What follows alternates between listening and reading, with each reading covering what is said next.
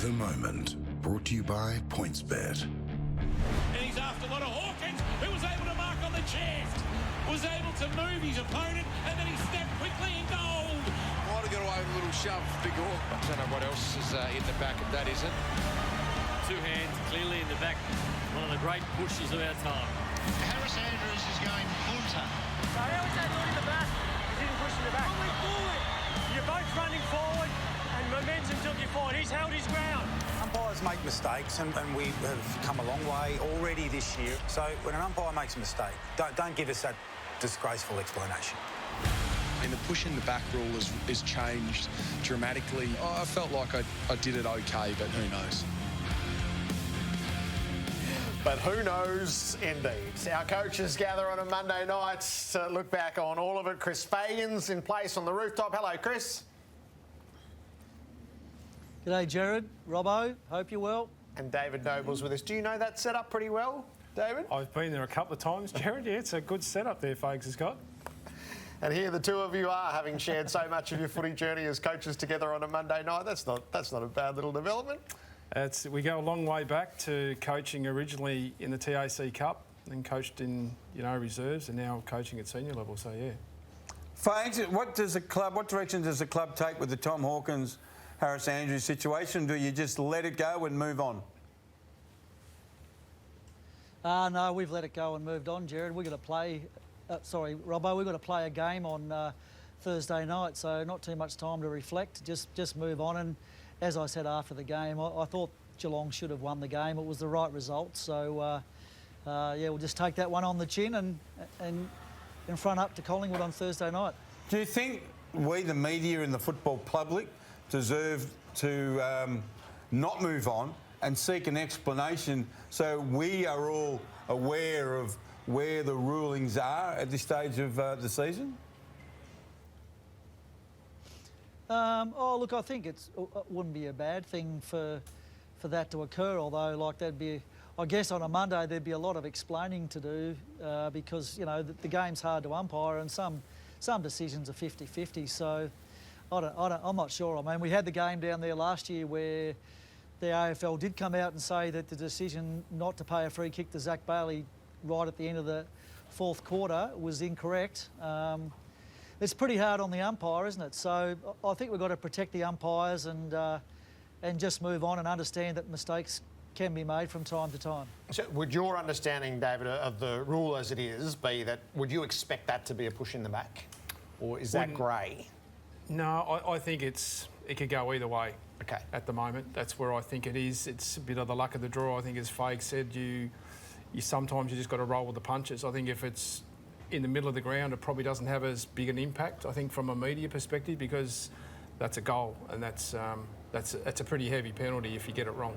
I will say this, is Harris Andrews has a sense of humour. This is a couple of minutes later, Fags. I'm not sure. Have you got a screen there? Will you be able to see this? No, I can't. No.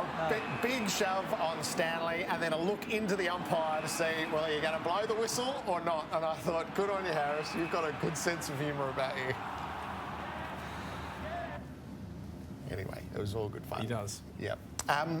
The final play, so your game comes down to, it's frantic at the end, and then you get one late look. I'm curious as to what's the learnings and what's the teachings in this clip when you assess it with your team whenever you do your review? Well, we have a set play that, we'd like to go to in order to try to get that situation set up. Now, R2's probably not aware that there's only 40-odd seconds to go. So, the players are fatigued. We get a chance to win the game. We play and got to remain in the game for a long period of time. He feels like there's an option there for Goldie to actually go to. He got closed down. Todd could have probably swung onto his left and got it a bit deeper than maybe what R2 could. So but the umpire lost control as well. Look how haphazard this is. He didn't set the mark on Haywood. He didn't say you have to stand here. He sort of just let the game go. I thought it was really poor umpiring in the circumstance when we are so perfect in other times of the game on marking players, 50 metre, here's your mark. Yeah. This was very haphazard. We all learn. I'm sure the umpires would review that to have a look at why the mark wasn't set, what happened. We would like R2 to probably move forward quicker with the ball, maybe draw another 50. But yeah, look, as I said to you guys before the game, we want to be in those situations more often. So the learning is next time we get it better and we get it more correct. So without giving up how you play, would you like that in deeper? Would you like Todd running back to the goal square? But where are the sort of the layers in what you would teach off the back of that? At that point, Nick Larkey's deep, Tristan Cherry's deep. You know, there wasn't that we didn't have an option deep. I mean, I know there's been, you know, a little bit of criticism with Todd not being there. Todd's also there to draw out one of the talls as well. So there's a little bit of strategy in that. But, yeah, probably at that point in time, the ball probably goes deep and you see how you go. You get a scramble on the ground and draw a free kick. Right, can I talk a bigger picture? I mean, you've been heavily, your footy club, your footy team, and it's an us. Yep. It's not a them and you guys, as you said a couple of times, been pretty ordinary at times. To get a response like that, A, that's great, but B, that must be create a level of frustration that it's in there. It's in you, and now the challenge, I suppose, is to get that consistency of effort and willpower every week. I think the pleasing thing, Robbo, is the way that we're responding quicker than what we have last year. You know, we've had 12 months to embed what we want to do. Last year it took us a long time to get to grips with where we needed and how we needed to respond. This week it's taken us a week. I'm not so much interested in the response last week. I'm interested in the continuation of that response and the consistency of what we're going to deliver on a more regular basis. So the response is what? They're really pleased with the contested ball, yeah, absolutely, and the intent and all that sort of stuff, which we've all been disappointed with what we've seen. Absolutely. I mean, I think our numbers up until the last quarter. I mean, in 3 of our 4 games, we've been in situations to win the games in the last quarter. That's a massive positive for us from where we've been. But what we've delivered in other times is not up to the level that we need to. And what we saw on the weekend is our players have got capability to do that. I said to Jared just before you come on, I've been really happy with coaches pulling off individual moves as well as their coaching the collective and systems. I really like, you know, like Brett Hill going to half forward and Jack Zeeble from back to forward. You know, it was someone's idea, yours maybe, someone in your coach's box, and you hope it works. And absolutely, it gave you everything that you hoped it was going to do. Couldn't ask for anything more from your captain to take on a challenge like that. The first play of the game, tackle, goes back, goal, puts us in the right direction. He embraced it. I floated it with him earlier in the week. We knew that he's a player that can draw the ball for us, and we certainly thought, I've coached a lot at Sydney on the SCG, and to draw the ball through the middle in the SCG is crucial, and we felt that we could do it, and yeah, I'm pleased for him as to the leadership that he showed on the weekend. So is that his new position? Oh, you're not going to put him back, are you? I said today maybe have a run in the midfield this week. No, I think that's his position. Yeah. Good on you. Daniel McStay had a terrific night, Chris, on Friday. It was interesting that the timing was funny, I reckon. It's got written about as being the target of many of Melbourne club, and then came out and put it all out there for footy fans to see on a pretty big stage. Yeah, he played an outstanding game. Very happy for him to be in that form. We've had a little bit of a chat about his contractual situation. It's a normal process for players to go through to consider all the options, and we obviously hope that he stays aligned. But the most important thing for us right at this time and for him is that he plays the best football that he can to help us win games. So that's his focus, and at some point in time, I guess all that'll be worked out. Is that as well as he's played, Chris? What's that? Sorry, Jared? Is that as well as he has played? It'll be up there amongst his, 3 or 4 best games. He marked the ball well, kicked straight, put some good pressure on, so it'll be up there. Can I just ask you both, and you guys worked together at Brisbane, and, Fags, you went through the rebuild and you helped rebuild this footy club, and tell me if I'm wrong, Chris, but, you had a saying at the draft table, if they can play, that's good. If they're tough, bring them in. When you're rebuilding North Melbourne, Nobes, are you remembering your days at Brisbane, or are you still in consultation with Fags in any way as friends, as football people, and have you got the same philosophy? Yeah, I hope they can play, but make sure they're tough. I think we had really similar philosophies around how we saw the game, and that was, you know, we've known each other for a long period of time, and I think that gelled really quickly. And yeah, you use not only that experience, but others that have been through the same process and use the same philosophy at Adelaide when I was there as well. So do you have an affinity, Chris, with what David's going through in the second year? So you were 5 wins first year, 5 wins second year. And then, well, you inflicted it on him. I imagine there was a 48-hour buffer between the two of you after that big result the other week. Do you have an affinity with what David will go through in the second year where it might be a bit slow coming? Yeah, obviously. I mean, I didn't ring Dave last week because I didn't know what to say to him, to be honest. But we did have a few conversations last year when North had a few bad losses. So I understand completely where they're at, and it's all part of the process that you have to go through. If it's not easy, it's a tough game, and there's some good teams out there. So the good thing about those losses, if there is a good thing, is that you learn so much from them, and they harden you. And you know, as you improve, you remember what it was like to be in that situation, and you never want to go back there again. So no, had great empathy for him, but also really excited to see the way that his team responded this week, which is always what you're looking for. You know, with us in those first 2 years, it wasn't necessarily the W's that we're after. We're just looking for improvement. We're trying to improve contested ball or get more inside 50s, just concentrating on little wins all the time. And I'm pretty sure that's where Dave would be with North at the moment. I hope I'm not talking out of school, but I once wrote something in the paper, and Fags rang me up and said, it's not about losing, you either win or you learn.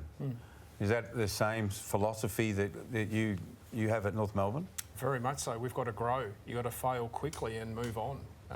You know, we spent not a heap of time on the game last week, but enough time to understand. And then, you know, we looked at attitude, we looked at mentality. We went to work on the training track, and yeah, we delivered a better performance. Were you really clear on how you were going to approach it as a coach? So from the press conference, which is not hiding anything, not looking for positives, just straight up, to what you did in review, to how you approach training, and you're a little bit combative yourself, which was probably and the response that you would get. As a case study of your coaching across a week, were you really clear, or do you feel your way in a week like that? You get to a point on the Monday that you're really clear. I think once you get the information from the other assistants, they see their areas, you get a same sense of where the game unfolded. That's the first piece, and then I think you look at the energy and the effort. It's hard to assess your game style if you don't bring energy and effort, and sometimes I think it's a given, and it's not. You've got to have energy back in the system. I think that's what we worked hard at last week, was to re-energise the group. Is there any risk in laying it out there publicly and putting it on the team in the manner that you did in the press conference? No, I don't think so, because I had a chance to talk to the group beforehand. If I hadn't, I probably would have been a little bit more guarded, but they know that I'm a natural competitor. They understand where we need to go, and they understand the journey that we're on. I think we collectively as a unit, we work really well together.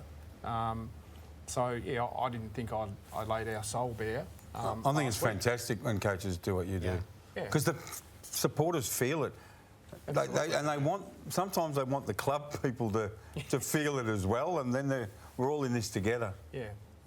I could have possibly handled that press conference differently. I think I was a bit disrespectful to Andrew in that first question, which I've reached out to him. But overall, that's who I am. I'm passionate, and I want us to get better. What comes next for the Lions and the Kangaroos? It's good Easter fixtures, huge Easter fixtures coming up, so we'll take you through those. Saturday on Fox Footy is a loaded day, and then the climax is best on ground after the final siren. I'm going to have to cool down with a glass of Australia's finest beverage, Aussie milk. This Saturday night on Best on Ground. Unbelievable. All the headlines, highlights and plenty of fun. How are those celebrations going? Look at this bad boy. Oh, look. Oh, no! When the game's on the line, he's the type of player that wants to take that responsibility and gets it done. Surely tonight you're going to announce your retirement. Catch the gang on Best on Ground. Saturday night after the footy. She's a beast. She's a beast, I tell ya.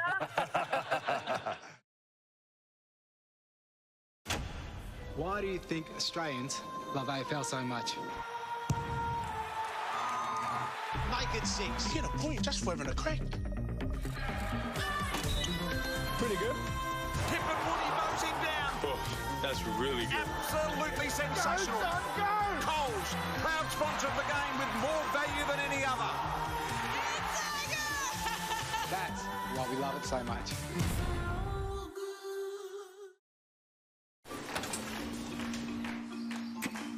You have a business mind. You have an ability to see ideas others don't.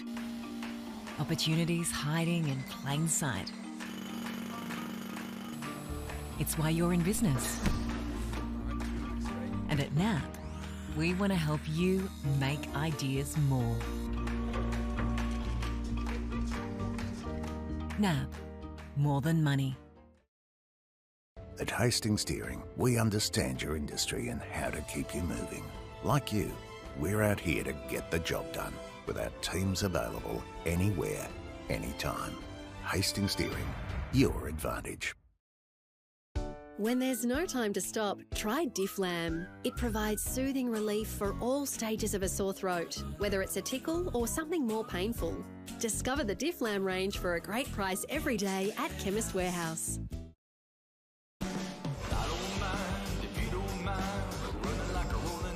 Be ready for anything in new Cat Propulsion boots.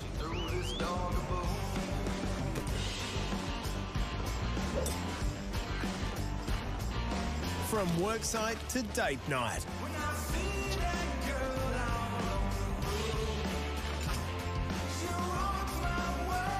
Be ready for anything in new Cat Propulsion boots. A 30-second ad break during the footy always feels longer than it should.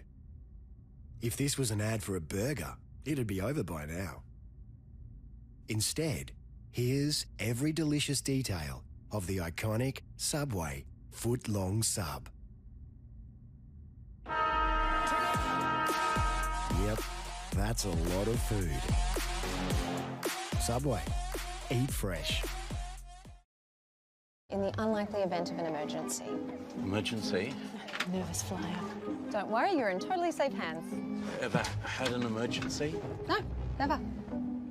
It can happen every day. That dreaded dry scratching sensation. The 3 o'clock twitch. Are your contact lenses causing discomfort? Ditch discomfort and switch to Total One, the lens with a silky cushion of moisture for luxurious, lasting comfort. Total One, the lens that feels like nothing.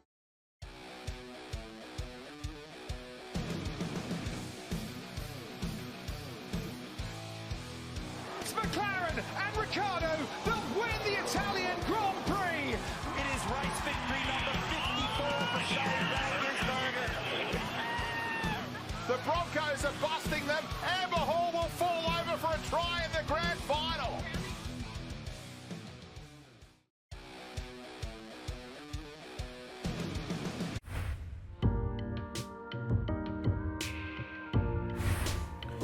Good Friday has always been a day for family in this town, and recently the addition of footy, always with the Royal Children's Hospital appeal at its heart.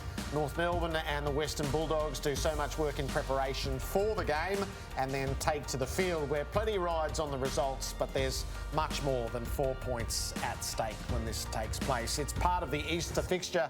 Holy Thursday night will be back at the Gabba, which has been missing for a bit too long, a couple of years away from the Lions' biggest home game against Collingwood, and then the Good Friday football match with North Melbourne and the Western Bulldogs. So maybe you first, Fags, that Thursday night game, how big is that in Brisbane town?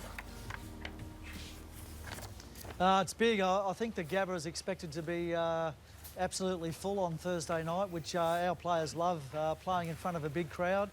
And hopefully it's a really great game and kicks off the weekend in style. And how important is Good Friday for North Melbourne, David? Extremely, Jared. We feel very privileged to be able to play into our sixth, game, and to be able to help other people that need that help, through the donation of tickets. I think there's $5 for every ticket sold that goes to the Royal Children's Hospital. I had a young Isla that came down last week. We love it.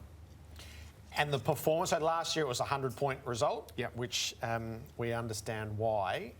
How important is it to provide a showpiece game to match the occasion, I suppose? Yeah, really important. Our players will understand that it's one of our big marquee games, and regardless of where we position ourselves or where we are on the ladder, there's an expectation that we need to step up to the plate.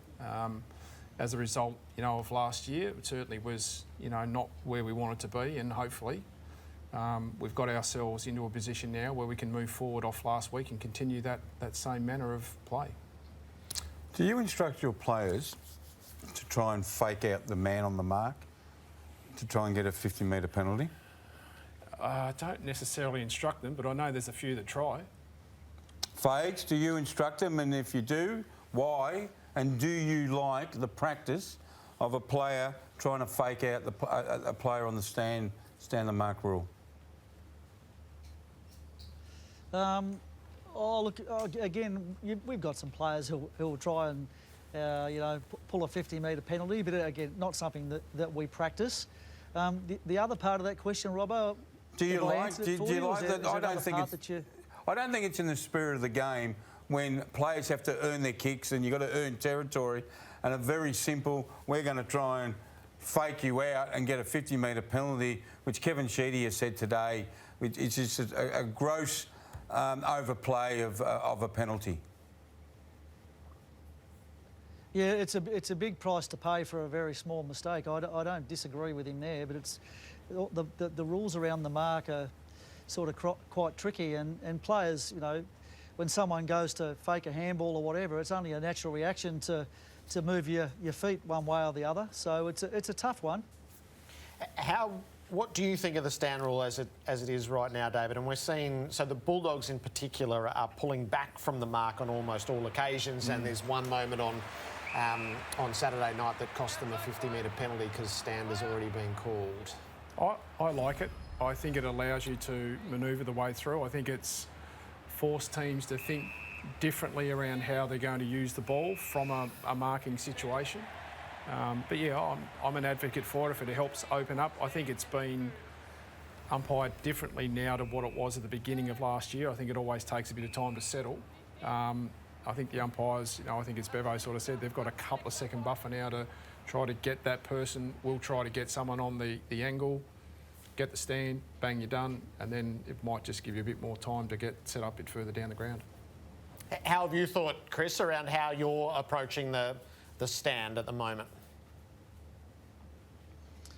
Well, we're not trying to pull back off the mark and for the umpire to say outside 5. I'm still not convinced that that's the way to go. I'd be interesting to have a chat to Bevo as to the reasons why he does it, but he must have good reason because he's a well thought out coach. But yeah, it's an interesting one that they've been caught out a few times moving to try and get back outside 5 and given away a few 50-metre penalties, and it actually gives the guy with the ball a really open look. So yeah, I'm sort of observing that one from a distance.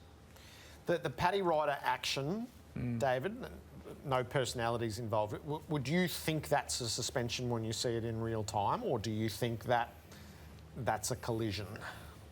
I think we've now become accustomed that if there's contact with the head, you're in trouble.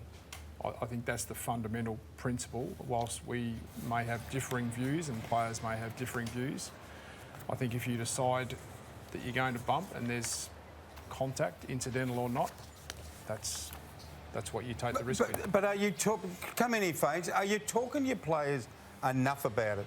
Because every time something like this happens, we know you're not allowed to bump, hits them in the head, and then we see that on the weekend, and you think, are the coaches really hammering home to the players, do not bump in that situation after they got rid of the ball? Oh, I don't think Paddy expected to make contact, just the fact that he's tall. Sorry, Fags. You reckon? Fags? Yeah, look, the answer to that is yes, we do coach our guys on it, but the game, like I sit down on the bench most weeks, the game is so fast. You know, if you watch it from behind glass and from a distance, it looks different, but down there at ground level, things happen quickly. So players, even though their intention is not to hit somebody in the head, from time to time, it happens, unfortunately. Chris, David, great to have you both on Coach's Night. We'll be watching Thursday night and Friday afternoon. Thanks, guys. Chris Fagan and David Noble with us on 360 Coaches Night. Tomorrow night, it's the players. Jack Revolts will be here in the studio, and our timing's pretty good here. Tom Hawkins is going to make his debut with us on Players Night.